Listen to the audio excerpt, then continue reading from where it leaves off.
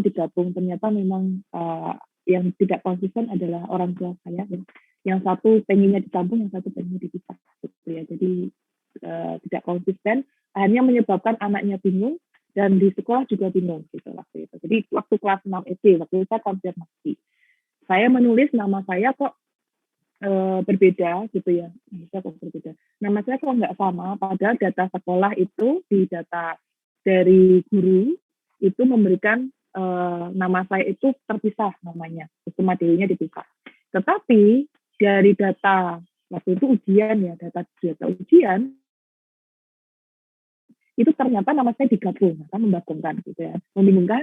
Akhirnya terus saya konfirmasi, ya tentu kok nama saya berbeda. Ya, saya kan takut menginputkan waktu itu sudah mulai mundur-mundurin pakai LJK, itu kan saya takut keliru gitu.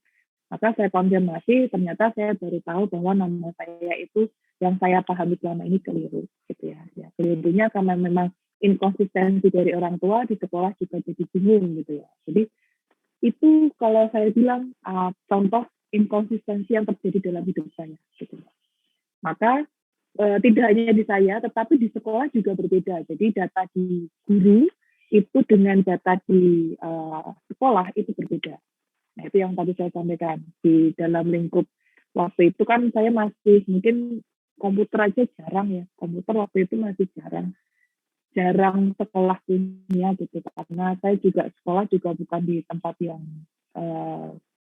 terkenal gitu, jadi memang komputer saja jarang.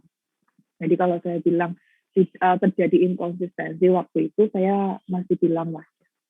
Nah mulai SMP saya baru minta konfirmasi bahwa data nama saya keliru gitu ya, data nama saya keliru. Tapi KTP saya saat ini masih keliru KTP-nya. Ya, jadi saya mau minta benerin dari dinas, sudah biarin aja Pak. Jadi masih ada inkonsistensi data. Gitu ya. Jadi kalau bisa mungkin yang namanya berbeda, tolong dicek lagi gitu. Ini efeknya sampai sekarang ya saudara, saya punya KTP itu beda dengan nama akte, nama ijazah itu beda. Oke. Kemudian adanya independensi data. Kalau independensi data berarti memang data itu tidak tergantung dengan yang lainnya, ya. Jadi tidak tergantung.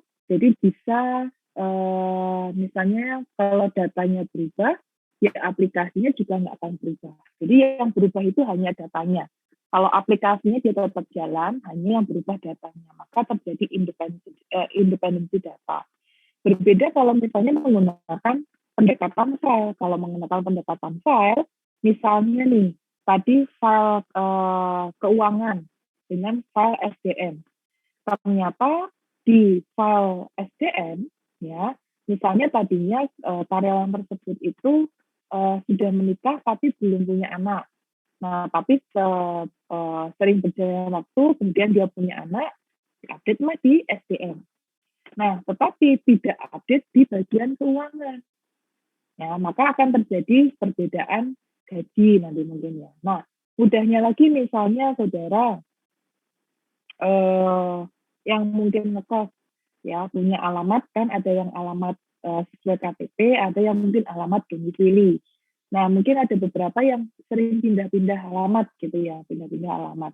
Nah, kalau misalnya dia menggunakan pendekatan file, maka misalnya saudara udah update nih di bagian akademik gitu ya. Oh, saya sudah update bahwa saya sekarang nggak kos di A nih, sekarang saya kos di B.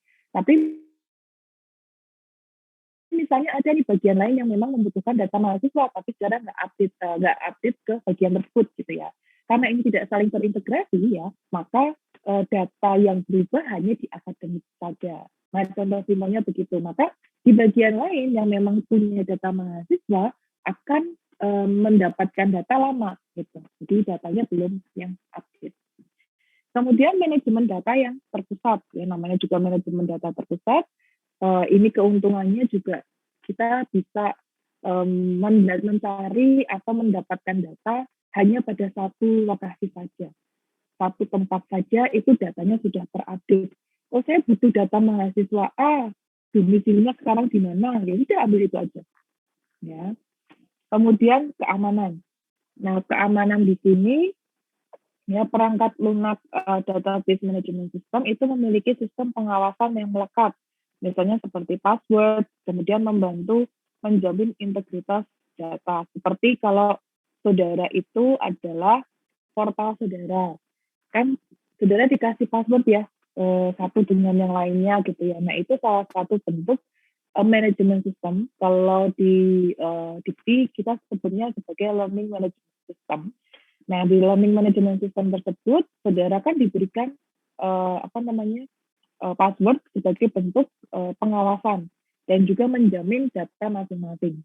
Ya, yang tahu adalah yang memberikan password ke saudara. Jadi, misalnya saudara, misalnya saya pengen tahu data saudara, saya nggak mungkin nggak tahu password saudara.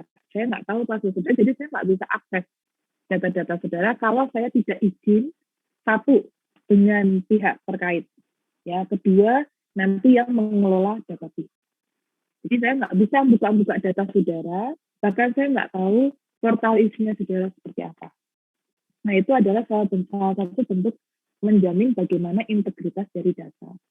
Kemudian analisis lintas fungsi. Nah, di sini secara eksplisit bisa digunakan untuk pembuatan laporan manajemen. Nah, misalnya di dalam database seperti yang tadi ya, database sistem database itu kan ada beberapa fungsi aplikasinya, misalnya aplikasi keuangan, SDM, kemudian produksi. Nah, misalnya ingin menganalisis terkait dengan penjualan, ya misalnya dengan penjualan. Oh, sekarang ternyata penjualan produk A ini cukup lumayan gitu ya. Siapa nih yang banyak menjual gitu ya? Siapa nih karyawan yang mampu menjual melebihi target gitu ya? Berarti kita butuh di situ data-data terkait dengan SDM, ya siapa orangnya seperti apa. Kemudian nanti kaitannya dengan keuangan, yaitu adalah bonus. Oh, kita akan memberikan bonus. Biasanya dia bonusnya berdasarkan apa? Nah, itu ada analisis dari lintas fungsi. Kita bisa mengambil ya beberapa data yang ada di berbagai fungsi ya, yang nanti bisa dibuatkan laporan untuk manajemen. Ya. Oke. Kemudian data processing itu ada 4. Yang pertama adalah adding data, ya, yaitu nanti saudara bisa menambah data pelanggan baru. Lalu deleting data, yaitu menghapus data yang ada, misalnya pelanggan itu sudah 5 tahun tidak melakukan transaksi, kemudian mungkin di tahun ke-6 dia sudah tidak melakukan transaksi, maka bisa dihapus datanya.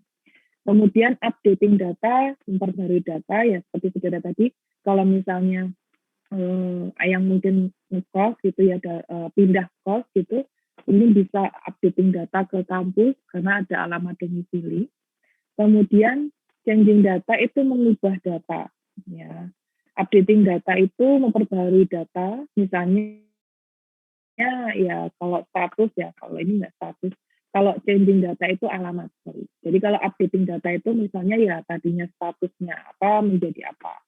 Kemudian statusnya misalnya belum menikah menjadi menikah. Kemudian punya anak 1, dan jadi punya anak 2. Nah, ini kalau changing data ini mengubah. Oh, tadinya tinggal di A, sekarang tinggal di B. Ya.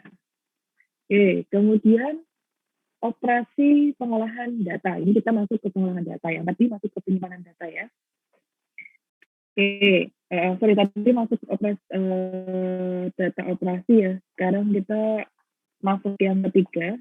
Ya, maaf tadi yang adding data itu adalah pemrosesan data. Nah, di sini yang